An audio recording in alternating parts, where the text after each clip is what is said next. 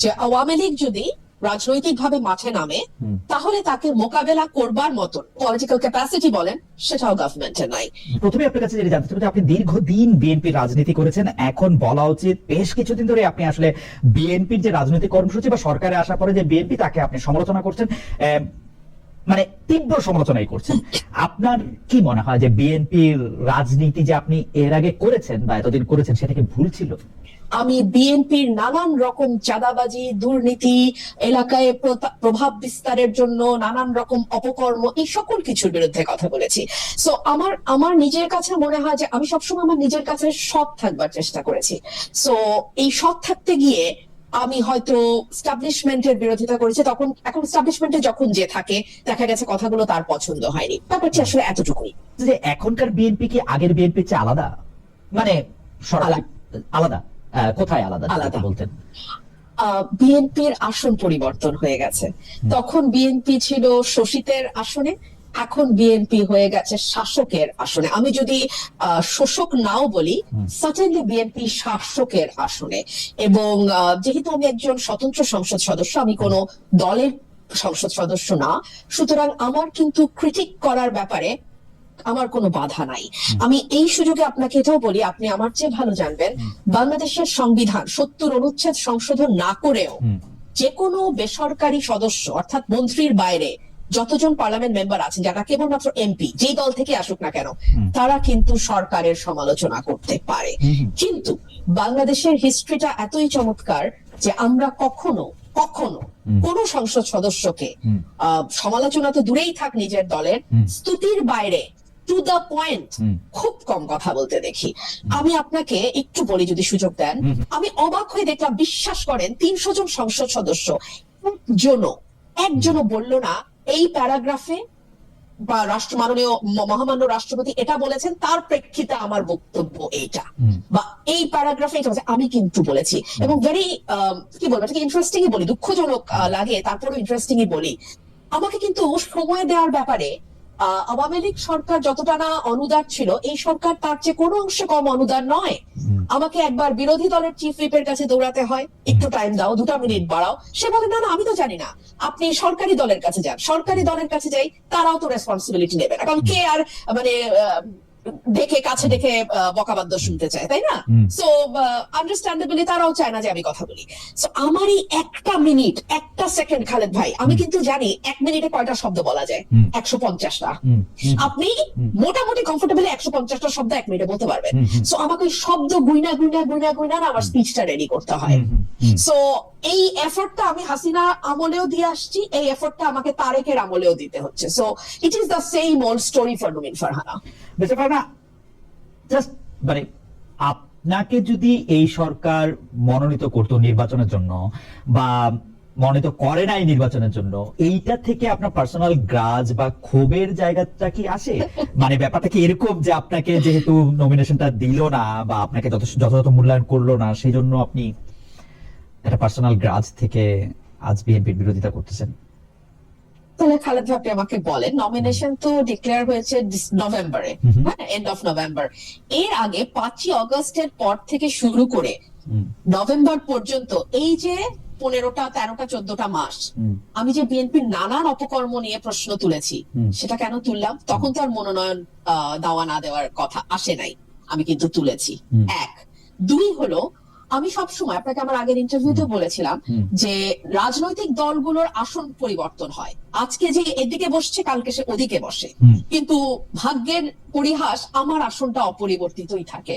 আমি সবসময় অপ্রেসড মানুষের পক্ষে কথা বলি, যে কারণে যখন বিএনপির নেতা নেত্রীদের নেতাকর্মীদের যেভাবে মামলা হামলা, মিথ্যা মামলা, গায়েবী মামলার মধ্যে দিয়ে যেতে হয়েছে, আজকে যখন আমি দেখি একই কায়দায় এফআইআর এর মধ্যে সেম অ্যালিগেশন, 25টা 30টা এফআইআর দেখি, একই অ্যালিগেশন, শুধু নাম পরিবর্তন হচ্ছে, 500 জন আসামি, তার মধ্যে ধরেন শিরিন শারমিন চৌধুরী খুনের মামলা, মানে উইচ ইজ অ্যাবসার্ড। তো এই বিষয়গুলো যখন আমি দেখি, তখন আমার কাছে মনে হয় এগুলো ভীষণ রকম অন্যায়। এবং একজন আইনজীবী হিসেবে, একজন আইন প্রণেতা হিসেবে, একজন নাগরিক হিসেবে, একটা স্বাধীন দেশের নাগরিক হিসেবে এটা প্রতিবাদ করার একটা মানে কি বলবো, এটা আমার প্রাথমিক দায়িত্বের মধ্যে পড়ে। এখন এটার বেনিফিট শিরিন শারমিন চৌধুরী পাচ্ছে না এটার বেনিফিট তারেক রহমান পাচ্ছে, এটার চেয়ে অনেক বেশি গুরুত্বপূর্ণ হচ্ছে অন্যায়টার বিরুদ্ধে আওয়াজ তোলা। মানে একটা আওয়াজের বাইরে তো আসলে আমার মতন সামান্য একজন সংসদ সদস্য কিছু করতে পারে না, এর চেয়ে বেশি কিছু করার আসলে আমার নাই, আমার ক্ষমতা নাই, কিন্তু আওয়াজটা তো আসলে তোলা দরকার। যুক্তরাষ্ট্রের সঙ্গে যে বাণিজ্য চুক্তিটি হয়েছে, অন্তর্বর্তীকালীন সরকার যে 3 দিন আগে বাণিজ্য চুক্তিটা করলো, যেটার মধ্যে থেকে আমি অন্তর্বর্তীকালীন সরকারের যিনি মুখপাত্র ছিলেন সেই শফিক সাহেবকে জানতে চাইলাম। শফিক সাহেব বললেন যে এটা যে কোনো সময় এটা বাতিলও করা যেতে পারে, কিন্তু সরকার এটিকে রাখলো শুধু না, যিনি এই চুক্তিটি করার কৃতিত্ব বেশি দাবি করতে পারেন তাকে আবার এই সরকারের মন্ত্রীও করা হলো। সবকিছু নিয়ে আপনি এটা একটা সংসদের মাধ্যমে রিভিউ করার একটা দাবি তুলেছেন, এইটার এখন কি অবস্থা? মানে আমার কাছে মনে হয় যে হ্যাঁ এটা হইতে পারে, যেমন শফিক সাহেব বলতেছেন যে চুক্তিটা খুবই ভালো, ব্যারিস্টার ফুয়াদও বললেন যে হ্যাঁ ইন্ডিয়ার ইয়া থেকে বাইরে হয়ে আমেরিকার ইয়া খুবই ভালো। আমরা ভালো হলে ভালো, কিন্তু আপনার দাবিটা তো খুব যুক্তিযুক্ত যে সংসদের মাধ্যমে রিভিউ করার দাবি। এই দাবিটার ক্ষেত্রে আপনি খালি দাবি তুলতে পারেন, মানে এই রিভিউটা একজন সংসদ সদস্য হিসেবে আপনিও করতে পারেন কিনা, মানে আপনিও এইটা আসলে টেবিলে দিতে পারেন কিনা, বা এটা আপনি কিভাবে চান, বা এটা কিভাবে হতে পারে? খালিদ ভাই, আমি দীর্ঘ সময় এটা নিয়ে ভেবেছি যে আমাদের আর্টিকেল 145A অনুযায়ী সংবিধানের যে কোনো বিদেশি চুক্তি যদি সেটা গোপনীয় না হয়ে থাকে সংসদে প্রেজেন্ট করতে হবে, কিন্তু আনফরচুনেটলি সংবিধানের এই ধারাটা আমরা কেউ দেখেও দেখি না। এক, দুই হলো এই চুক্তিটি ভয়ানক বিতর্কিত একটি চুক্তি দুটি কারণে। এক হচ্ছে একটা অনির্বাচিত সরকার নির্বাচনের 3 দিন আগে তড়িঘড়ি করে এরকম একটা চুক্তি করতে পারে কিনা। দুই, এরকম একটা চুক্তি যেটা ট্যারিফ কমানোর নামে করা হলো, সেই ট্যারিফটাই কিন্তু বাতিল হয়ে গেছে যুক্তরাষ্ট্রে। তো সেই ট্যারিফটার উপরে না, ট্যারিফ কমানোর যুক্তিতে যে চুক্তি করা হলো নির্বাচনের মাত্র 3 দিন আগে, সেটা একটা রিভিউ হওয়া দরকার না সংসদে? এইবার আসেন আমার ক্ষমতা প্রসঙ্গে। আমি সংসদ মুলতবি চাইতে পারতাম, কিন্তু ইতিহাস বলে 2-3টা ইনসিডেন্টের বাইরে সংসদ মুলতবি হয় না। তো আরেকটা থাকতে পারে যে আমরা স্বল্প সময় আলোচনার জন্য 68 বিধিতে আমি নোটিশ দিতে পারতাম, যেটা স্পিকার মেন করেছেন, আপনি নোটিশ দেন। আপনি জানেন এই নোটিশটা আমার 5 জন সংসদ সদস্যের স্বাক্ষর লাগবে। আপনি আমার বাইরে, আমি আপনাকে আজকে অন রেকর্ড চ্যালেঞ্জ করছি, আপনি আর একটা সংসদ সদস্য জোগাড় করে দেন, একটা, 5টা তো পারবোই না, আমার বাইরে আপনি একটা জোগাড় করে দেন যে সংসদে এই চিঠিটা স্পিকারকে দেবে যে এটা নিয়ে একটা স্বল্প সময় আলোচনা। আমার মনে হয় যে এটা সবারই আসলে একটু মনোযোগ শোনা দরকার, অথচ এখানে সিরিজ অফ লাইজ আছে, যেটার মধ্যে আমি বলা হচ্ছে যে ট্যারিফ 37% থেকে 20% বা 19% করছে, কথা সত্য না। এর আগে চুক্তির আগেই সেটা 20% আইসা ছিল, এবং সেই 20% নিয়েও আসলে কোর্ট একটা অর্ডার দিয়ে রাখছিল, এটার মধ্যে কোনো টাইম বাউন্ড ছিল না, এবং এইটা মিথ্যার পর মিথ্যা বলা হয়েছে। এবং আমি আপনার কথা শুনে আমার কাছে মনে হলো যে এই সংসদে যদি আপনি ছাড়া আর একজন না থাকে যে এইটা আসলে স্পিকারের নোটিশে আনতে পারবেন, আমাদের মনে হয় এর চেয়ে বড় দুর্ভাগ্য আর কিছু হতে পারে না। মানে মার্কিন যুক্তরাষ্ট্রের সাথে এরকম একটা চুক্তি, যে চুক্তিটার সাথে আসলে জামাতে ইসলামী এবং বিএনপি দুইজনের সাথে আসলে কথা বলছে, মানে ভালো চুক্তি তো, ওনারা দুইজন এটাকে ভালো বললেই পারে। আমি আপনাকে আরো খোলামেলা বলি, আমার কপালই হলো শত্রু তৈরি করার কপাল, বুঝছেন খালেদ ভাই? আমি আরেকটু শত্রু তৈরি করি। বিএনপি এটাকে আনবে না, আপনি তো বুঝতেই পারতেছেন। হ্যাঁ, কারণ আনবে না, কারণ যেটাও বিএনপি আনবে না, এটা তো বুঝতেই পারতেছেন। জামাতে ইসলাম পাগল হয়ে যেতেছে জুলাই সনদ নিয়ে। জুলাই সনদ বাস্তবায়ন করলে খুবই ভালো হবে। আমি জুলাই সনদের বিপক্ষে না, আমার বাড়ি ভাঙা হয়েছে, আমার উপরে আমি ওই শহীদ মিনার বহুত কিছু, আমি এগুলো ক্রেডিট ক্লেম করার ওই মানে শ্যালো পলিটিক্স বাদ দেই। হ্যাঁ, আমার প্রশ্ন হলো এই যে ভয়াবহ একটা চুক্তি, যে চুক্তিটা আপনার সার্বভৌমত্বের উপর প্রশ্ন তুলতে পারে, আপনি তেল আনবেন কোথা থেকে, সেটার জন্য তার পারমিশন লাগবে, এবং লাগছে, রাশিয়া থেকে পারে নাই তেল আনতে। আচ্ছা, আপনি মানে যুদ্ধ সরঞ্জাম, অস্ত্র, এগুলো যুদ্ধ সরঞ্জাম কোথা থেকে কিনবেন, কম দামে কোথায় পাচ্ছেন, বা আপনি একটা কম্পিটিটিভ ভ্যালুতে যাবেন, এই সুযোগ আপনার নাই এই চুক্তি অনুযায়ী। আরো বহু সমস্যা আছে, আমরা কয়েক হাজার কোটি টাকার রাজস্ব বঞ্চিত হব, আর সেখানে আমেরিকা যেই ইয়েতে এবং অল্প কয়েকটা এবং আমাদের এবং এটা নিয়ে যখন আমরা প্রশ্ন তুলবো তখন বলা হবে যে ইন্ডিয়ান ন্যারেটিভ থেকে প্রশ্ন করা হয়েছে, যে ভাই তাহলে সংসদে আলোচনা কর তাহলে তো আপনি কইছেন না যে চলেন 350 টাকার আলু খাই এখন বৈশা বৈশা, এখন আমরা আমেরিকান আলু খাবো, ফাইন। আচ্ছা, এখন আপনি আমারে বলেন জামাত কিন্তু আগেই হাত ধুয়ে ফেলছে, আমরাই চুক্তিতে হ্যাঁ বলি নাই, তো বলো নাই তো তাইলে যে 1.5 মাস সংসদ চললো একবারও তুলল না, তোমরা এইটা তুললারা কেন? সেনাপ্রধান সবসময়, আমাদের যিনি সেনাপ্রধান এখন আছেন, অন্তর্বর্তীকালীন সরকারের সময় ছিলেন, শেখ হাসিনার সময়ও তিনি ছিলেন, সেই সেনাপ্রধান সবসময় বলে এসেছিলেন যে নির্বাচিত সরকার এলে, মানে 5 আগস্টের ঘটনার পরে নির্বাচিত সরকার এলে সেনাবাহিনী ব্যারাকে ফিরে যাবে। এখনো যায়নি যে সেনাবাহিনী, এর কারণ কি বলে মনে হয়? অনেকে এই যুক্তি দিচ্ছে যে আর্মি ব্যারাকে ফিরলে নিষিদ্ধ আওয়ামী লীগ কঠোরভাবে মাঠে নামতে পারে, এই জায়গা থেকে সিদ্ধান্ত নেওয়া হচ্ছে না। আমরা আপনার মন্তব্য শুনতে চাই যে সেনাবাহিনী এখনো ব্যারাকে ফিরে যায় নাই। এটা নির্বাচিত সরকারের ব্যর্থতা। নির্বাচিত সরকার আর্মিকে ব্যারাকে ফেরত পাঠাতে ব্যর্থ হয়েছে, 1। 2 হচ্ছে নির্বাচিত সরকার স্বীকার করে নিচ্ছে যে বাংলাদেশের আইন শৃঙ্খলা পরিস্থিতি ঠিক রাখা, মানে অ্যাটলিস্ট লিভেবল রাখা, বাংলাদেশের আইন শৃঙ্খলা পরিস্থিতি 5 আগস্টের পর ঠিক বলাটা খুবই মানে ভুল হবে, হ্যাঁ, লিভেবল বাংলাদেশ রাখা সেই ক্যাপাসিটি, সেই কম্পিটেন্স গভর্নমেন্টের নাই। 3 হচ্ছে এই সরকার একই সঙ্গে এই বার্তাও দিচ্ছে বিরাট সাফল্য, সো সেখানে একটা নতুন গভর্নমেন্ট, বাংলাদেশে কোনো যুদ্ধ হয় নাই, নাম্বার 1। নাম্বার 2, বাংলাদেশ কোনো ওয়ার্স অবস্থায় এখন নাই, আগেও হয় নাই, এখনো নাই। এরকম অবস্থায় সেনাবাহিনী যারা, মানে আমার সবসময় আমাদের সেনাবাহিনীর প্রধানকে মনে হয়েছে যে উনি যা বলছেন উনি সেটা মিন করছেন। উনি বলেছেন আমি টায়ার্ড, আমি ক্লান্ত হয়ে গেছি এই সিভিল দায়িত্ব পালন করতে করতে, that is not my job. He is absolutely right, that is not his job, কিন্তু তাকে এটা করতে হচ্ছে,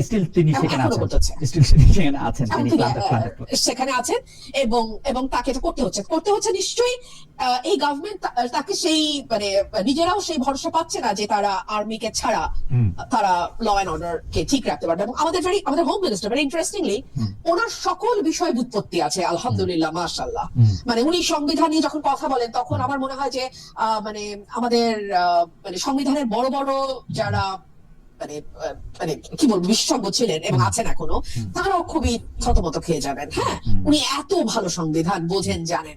মানে উনি যদি একটু মাটিতে নেমে এসে, মানে সংবিধানের বইয়ের থেকে মাটিতে নেমে এসে আইন শৃঙ্খলাটার দিকে একটু তাকাইতেন, যদি মবের দিকে একটু নজর দিতেন, যদি ওনার দলের নেতা কর্মীদের চাঁদাবাজি এবং এলাকায় যে দখলদারিত্ব সেটার দিকে নজর দিতেন, কিংবা ধরুন এই যে হরে দরে কশ্যপ গোত্রের মতন মামলা হচ্ছে হরে দরে, হ্যাঁ, সেগুলোর দিকে একটু মানে নজরদারিটা বাড়াইতেন, তাহলে হয়তো মানে আর্মি ব্যারাকে ফিরে যেতে পারতো, তাহলে হয়তো বাংলাদেশের মানুষ আরেকটু পিসফুলি ঘুমাইতে পারতো, তাহলে হয়তো যারা কোনো দল করে না তারা আরেকটু বেশি নিরাপদ বোধ করতো। আমার কাছে এটাই মনে হয়। মব নিয়ে যখন কথা বলেন তখন আমি আমার মনে আছে যে আপনার সঙ্গে ঢাকায় যখন আমার কথা হয়েছিল সাক্ষাৎকার, আপনি বলেছিলেন যে অন্তর্বর্তী আমি আপনাকে কোট করছি, অন্তর্বর্তী সরকারের কোনো অংশের ইন্ধনই একটি শক্তি মাঠে ছিল যারা মবের মাধ্যমে অরাজক পরিস্থিতি তৈরি করত। গত 17 মাসে কয়টি মব ভাঙা হয়েছে, কয়টি মাথা ভাঙা হয়েছে, এই একসময় এগুলির হিসাব রাখা কঠিন হয়ে পড়েছিল। কিন্তু আমরা কিন্তু এই অন্তর্বর্তী সরকার চলে যাওয়ার পরও একই রকম ঘটনা দেখছি, একই রকম ঘটনা পাচ্ছে। আপনি ডক্টর ইউনূসের আমলে মবের পেছনে অন্তর্বর্তী সরকারের কোন অংশের ইন্ধনের কথা বলছিলেন, এখনকার ঘটনা এই সরকারের কোন অংশের ইন্ধন কি দেখেন? আমি আওয়ামী লীগের প্রত্যেকটা নেতা কর্মী বলবো, আপনাদের যা নির্যাতিত যারা, কারা মেরেছে, কারা নির্যাতন করেছে, কারা অত্যাচার করেছে, তাদের নাম ঠিকানা সবকিছু তালিকা করেন, সমস্ত তালিকা করে পাঠান। দিন একভাবে যাবে না, দিন আসবে, প্রতিটি রক্তবিন্দুর হিসাব নেওয়া হবে। মুক্তিযুদ্ধের বিরুদ্ধে এত রাগ কেন? দেশটা স্বাধীন না হলে জিয়া রহমান মেজরই থাকতো, মেজর জেনারেল হতো না। আর আজকে যারা বিভিন্ন পদে উঠেছেন বা বাংলাদেশের প্রধানমন্ত্রী হয়েছেন, বাংলাদেশটি হতো না, প্রধানমন্ত্রী তো দূরের কথা। তাহলে লজ্জা করে না মুক্তিযুদ্ধের সমস্ত ইতিহাস মুছে ফেলা, চেতনা মুছে ফেলা? আর ইউনূস বাটপাড়ের কথা বলবো না, কারণ তার তো কোনো কিছু নাই। সে তো এই বাটপাড়ি করে সারা বিশ্বে তার একটা মানে মিথ্যা ভাবমূর্তি তৈরি করেছে। এখন তো তার যে সে যে একটা খুনি, দুর্নীতিবাজ, সে যে একটা বাটপার, এটা আজকে প্রমাণিত সত্য। এখানে আওয়ামী লীগের প্রত্যেকটা নেতা কর্মীকে জনগণের পাশে দাঁড়াতে হবে। সবকিছু আজকে ধ্বংস করে দিয়েছে, আজকে অর্থনীতি ধ্বংসপ্রাপ্ত। যে পাকিস্তানের লোকরা একসময় বলতো যে আমাদের বাংলাদেশ বানিয়ে দাও, আজকে সেই পাকিস্তান উঠে গেছে আর আমরা নিচে নেমে গেছে। এবং এটা যে পরিকল্পিত ভাবে করা হলো। আমরা বিজয়ী জাতি, 1971 সালে আমরা বিজয় অর্জন করেছি। সে বিজয়ের ইতিহাস মুছে দিয়ে পরাজিতদের পা চাটতে যাচ্ছে এরা। কাজে এদের চেহারাটা চিনে রাখেন, ইনশাআল্লাহ দিন আসবে। আর আমি যখন আছি বেঁচে, অবশ্যই আল্লাহ সেই সুযোগ দেবে, এ বিশ্বাস আমার আছে। তো সবাই ভালো থাকেন, সুস্থ থাকেন। যারা এখানে অসুস্থ বা তাদের চিকিৎসার ব্যবস্থা করতে হবে, আর যারা সব কিছু হারিয়েছে তাদের পাশে দাঁড়াতে হবে। সবাই এক হয়ে কাজ করতে হবে। আমি এটুকু বলবো যে আজকে যে অবস্থার সৃষ্টি হয়েছে, এই যে শত শত শিশু যে মারা গেল, এর জবাব ইউনূস এবং তার উপদেষ্টা তাদেরকে দিতে হবে। কেন ভ্যাকসিন কেনে নাই, কেন টিকা কেনে নাই? যারা এভাবে সন্তান হারিয়েছে তাদের কষ্টটা ওরা বোঝে না। আমি তো টাকা রেখে এসেছিলাম, সব টাকা মেরে খেয়েছে।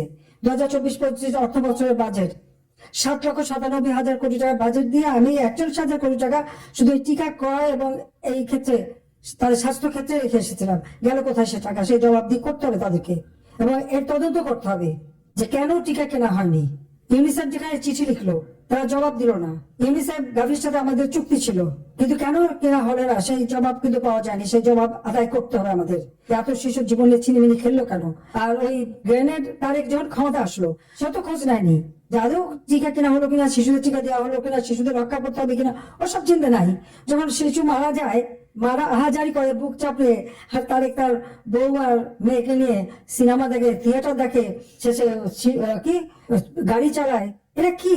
এদেরও জবাব দিতে হবে এবং সমস্ত ঘটনা তদন্ত করতে হবে, এবং এই ব্যাপারে আমাদের সোচ্চার হতে হবে। এবং আমি ধন্যবাদ জানাই যে আমাদের সংগঠনের অনেক নেতাকর্মী কৃষকের ধান কেটে দিচ্ছে, পাশে দাঁড়াচ্ছে, রোজার সময় তাদের ইফতারের ব্যবস্থা করছে, শীতের সময় কাপড় দিচ্ছে, এগুলি করে যাচ্ছে। যারা কাজ করে তারা করে যাচ্ছে। আর কিছু আছে বসে মানে এখানে এর বিরুদ্ধে বলে বেড়াচ্ছে। আমি হিসাব নিচ্ছি, এগুলো হিসাব মতোই করা হবে, কিন্তু নিজেদের মধ্যে এই সমস্ত বন্ধ করে দিয়ে এক হয়ে কাজ করতে হবে, সবাই ঐক্যবদ্ধ হতে হবে।